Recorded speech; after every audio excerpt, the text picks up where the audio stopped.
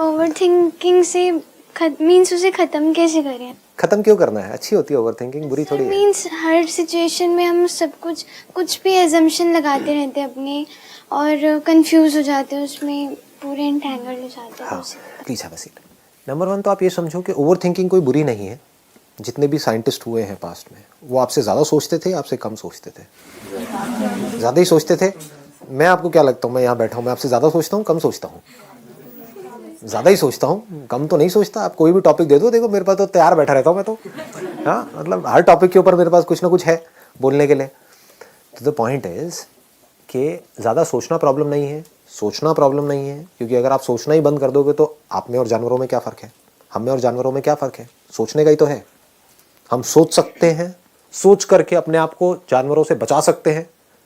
बेचारे जानवर सोच करके अपने आप को हमसे बचा नहीं सकते, उनके पास कोई प्लान नहीं है कि इंसान से कैसे बचे। तो सोचना प्रॉब्लम नहीं है, गलत सोचना प्रॉब्लम है, right? Wrong thinking. Right thinking is not a problem, उससे तो आप सोल्यूशंस निकाल लोगे ना अपनी लाइफ के। तो रॉन्ग थिंकिंग क्या है? What is wrong thinking? Wrong thinking का ग्राउंड क्या है? रॉन्ग थिंकिंग, राइट थिंकिंग जो मैं कह रहा हूं, कैसे डिसाइड करें कि क्या रॉन्ग है क्या राइट है? हो सकता है आपको रॉन्ग लग रही हो, मेरे लिए राइट हो, मुझे राइट लग रही है, आपको रॉन्ग हो। पकड़ में आ रही है बात? हाँ, ठीक है। राइट थिंकिंग मतलब क्लियर थिंकिंग, सीधी थिंकिंग, एकदम सीधी सादी जैसे बोलते हैं ना। रॉन्ग थिंकिंग मतलब टेढ़ी मेढ़ी, जहां पे हम खुद ही फंसे पड़े हैं। तो राइट थिंकिंग मतलब क्या, रॉन्ग थिंकिंग मतलब क्या? बताओ जी।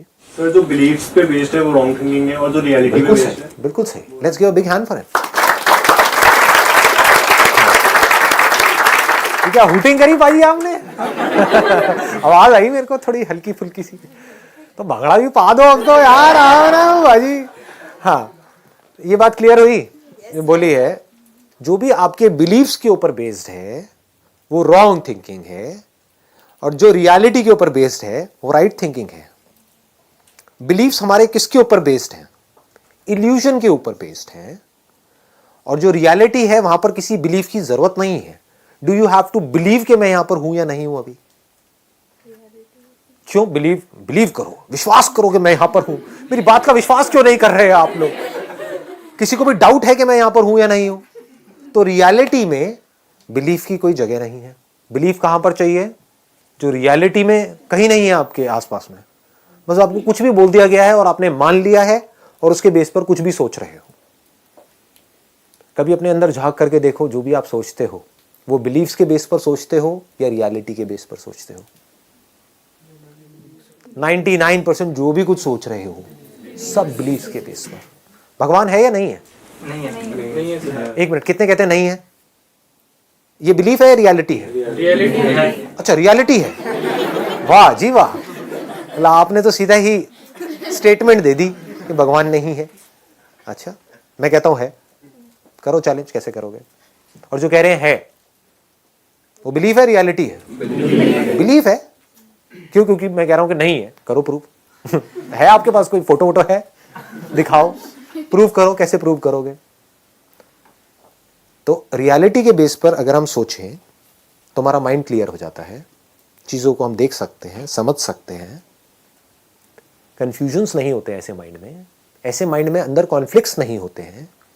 बिलीव्स के बेस पर कॉन्फ्लिक्ट्स होते हैं, क्योंकि बिलीव आप कैसे करते हो? आप एक किताब के बेस पर बिलीव कर रहे हो, या आपके पेरेंट्स ने कुछ आपको कहा उसके बेस पर आप बिलीव कर रहे हो। दूसरा कोई बंदा आ जाएगा जिसने किसी और रिलीजन की किसी और किताब में कुछ पढ़ा है, तो वहां पर लड़ाई झगड़ा हो जाएगा, कॉन्फ्लिक्ट हो जाएगा। तो जब बाहर कॉन्फ्लिक्ट होगा तो अंदर भी कॉन्फ्लिक्ट होगा। कॉन्फ्लिक्ट वाले माइंड को ही प्रॉब्लमैटिक माइंड बोलते हैं। जिस माइंड में कोई कॉन्फ्लिक्ट ही ना हो, कॉन्फ्लिक्ट की गुंजाइश ही ना हो, उसको क्लियर माइंड बोलते हैं। तो क्लियर माइंड कैसे होता है? जो भी बोलना है, जो भी सोचना है, रियलिटी के बेस पर। तो रियलिटी क्या है? भगवान है या नहीं है? क्या बोलना है? रियलिटी क्या है? पता नहीं। बिल्कुल सही, पता नहीं, I don't know, that is reality. अभी आपके लिए यही रियलिटी है। लेकिन किसी दिन भगवान आपके एक्सपीरियंस में उतर आए, तब आप बोल सकते हो यस आई नो। तब आपको बोलना भी नहीं पड़ेगा, आपकी आंखों में दिख जाएगा कि भगवान आपके आसपास में है, आपके अंदर है या नहीं है। आप बिलीव कर रहे हो कि भगवान हमारे अंदर है क्योंकि वहां लिखा हुआ है, या आपको पता है कि भगवान मेरे अंदर है? तो बिलीफ और रियलिटी में फर्क को हमको समझना है. If you can understand that, तो ये जो ओवर थिंकिंग जो प्रॉब्लम है, जो आई एम 100% श्योर आप सबकी है, सुबह ब्रेन एक्टिवेट हो जाता है और रात तक जब तक सोने की कोशिश कर रहे होते हैं वो एक्टिवेटेड रहता है. कुछ भी थॉट्स आ रहे होते हैं माइंड में.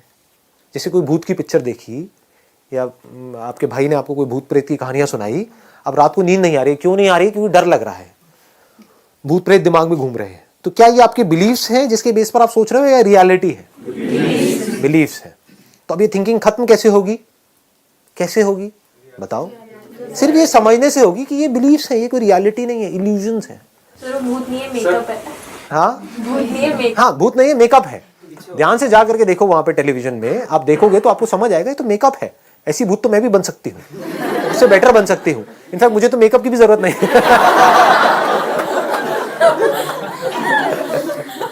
ये आपको जवाब मिल गया है, क्लियर जवाब मिल गया है. अगर किसी पर्सन के लिए अगर हम कि हाँ वो ऐसे हैं वो वैसे हैं, तो दिमाग में उनकी नेगेटिव और पॉजिटिव दोनों बहुत आता रहता है. तो उसको कैसे करें कि वो सच में ऐसे हैं या वो ऐसे दिखा रहे हैं? कि हमारे माइंड में एक कन्फ्यूजन रहती है, एक कॉन्फ्लिक्ट चलता रहता है कि वो जो पर्सन हमारे साथ में है वो ऐसे हैं या वैसे हैं. ऐसे वैसे मतलब अच्छे हैं या बुरे हैं. तो वो अच्छे भी हैं और बुरे भी हैं. दुनिया में ऐसा कोई नहीं है जो सिर्फ अच्छा हो या सिर्फ बुरा हो.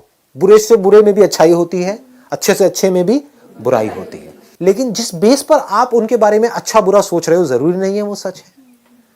वो इल्यूजन भी तो हो सकता है ना. तो रियलिटी है या इल्यूजन है वो कैसे पता लगेगा? उनके साथ बैठ करके पता लगेगा.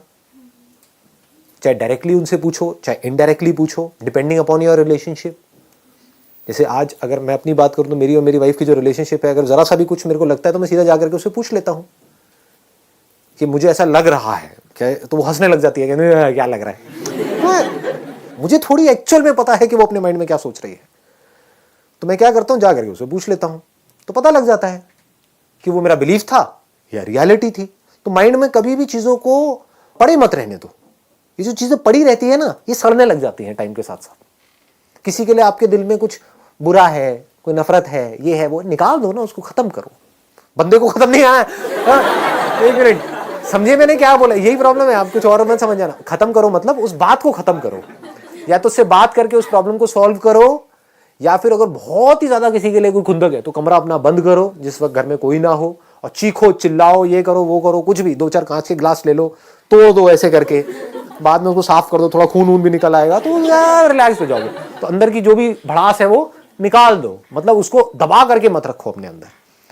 किसी के लिए भी अगर आपके मन में किसी भी तरह की कोई बुरी फीलिंग है, कोई बुरा थॉट है, कोई किसी को नुकसान पहुंचाने की चाह है, तो समझ जाओ आप खुश नहीं रह सकते. उसका कुछ नहीं जाएगा. मतलब आपको अपने माइंड को क्लियर करना है, पहले ये समझ लो. ये हम बड़ी गलती करते हैं. हम क्या कर रहे हैं, हम उसको कन्विंस करने की कोशिश कर रहे हैं. हो सकता है आपकी किसी के साथ लड़ाई हो, लेकिन वो एंड तक आपसे लड़ता ही रहे, मरते दम तक आपसे नाराज ही रहे. आपने कोई गलती कर दी, आप उससे माफी मांग रहे हो, लेकिन फिर भी वो आपको माफ नहीं कर रहा है. तो आपको अपने माइंड को क्लियर करना है, आपको अपने आप को माफ करना है कि I am just a human being, मेरे से कोई गलती हुई और मैंने खुद को माफ कर दिया. अब उसने नहीं किया तो वो उसकी प्रॉब्लम है, वो मरेगा पूरी जिंदगी के लिए, वो सड़ेगा अंदर ही अंदर. इसको सड़ना बोलते हैं, अंदर ही अंदर. कोई आपसे जेलसी कर रहा है तो आपको वहां पर उसके माइंड को क्लियर नहीं करना है कि वो आपसे जेलसी ना करे. उसको आप कैसे क्लियर करोगे? आपको अपने माइंड को क्लियर करना है कि मेरे अंदर जेलसी पैदा ना हो. कोई अगर अपने आप को आपसे कंपेयर कर रहा है तो कोई बात नहीं, करने दो, उसकी अपनी प्रॉब्लम है. आपको खुद को किसी से अपने आप को कंपेयर नहीं करना है. जहां आप कंपेयर करते हो वहीं आप फंस जाते हो. या तो आपकी ईगो बढ़ेगी, या अपने आप को नीचे गिराया तो आपकी सेल्फ एस्टीम की धज्जियां उड़ जाएंगी. तो ना अपने आप को किसी से कम समझना है ना ज्यादा समझना है. ये बात पकड़ में आ गई है ना. ये कुछ बेसिक्स है लाइफ के. अगर ये हम समझ पाए ना और इस तरह से चल पाए, मतलब अल्टीमेट गोल क्या है यहां से, इफ यू रियली वांट. एक है आपने सिर्फ पूछने के लिए पूछा है कि मैं अपनी ओवर थिंकिंग को कंट्रोल कैसे करूं, क्योंकि ये कोई छोटा सवाल नहीं है. If you really mean it, क्योंकि इससे बड़ी कोई चीज है नहीं लाइफ में. इसकी वैल्यू क्या है? आपके जो अंदर की दुनिया है वो बिल्कुल क्लियर हो जाए, इसी को तो खुशी कहते हैं। और खुशी क्या है? बाहर चिल्लर पिल्लर मिल जाएगी वो खुश, उससे खुश हो गए आप, समझे? आपने कहा किसी से कंपैरिजन नहीं करना चाहिए हमें, ऐसे क्यों सर? करो कंपैरिजन, करो और फिर देखो अंदर क्या होता है, तो धीरे धीरे समझ आएगा। नहीं, I am not joking, seriously समझो। आप कह रहे हो कंपैरिजन करना चाहिए नहीं करना चाहिए, तो मैं कह रहा हूँ I may be wrong, I may be right. तो कंपैरिजन करो और अपने अंदर झांक करके देखो क्या होता है, आपकी माइंड की कंडीशन क्या होती है। नहीं, अगर हम किसी बंदे को कुछ देखेंगे नहीं, कुछ समझेंगे नहीं, वो क्या कर रहा है क्या नहीं। तो आप कंपेयर थोड़ी कर रहे हो, आप तो सीख रहे हो। Is learning comparison? आप अपने आप को मेरे से कंपेयर कर रहे हो या मेरे से कुछ सीख रहे हो? हाँ, अगर कंपेयर करोगे तो अपनी धज्जियां उड़ा लो। समझ गए? हाँ, कि ये बंदा कहाँ है, मैं कहाँ हूँ, ये वो व्हाटएवर। सीख रहे हो तो चाहे इससे सीखो चाहे गली में किसी भिखारी से सीखो, उसमें कंपैरिजन की क्या जरूरत है? सर हम नहीं करते सर, पेरेंट्स करते। करने दो। अभी मैंने क्या कहा यहाँ पर, ये बात समझ आई कि आपको अपने माइंड को ठीक रखना है, अपने पेरेंट्स के माइंड को नहीं। आपके पेरेंट्स अपने माइंड को ठीक रखना चाहते हैं या नहीं चाहते, ये उनकी प्रॉब्लम है। मैंने इतनी सारी बातें आप लोगों से करी, लेकिन इन बातों की इंपॉर्टेंस और इसकी डेप्थ आप देख पाते हो या नहीं देख पाते हो, ये आपकी प्रॉब्लम है, मेरी नहीं है। मेरा जो काम था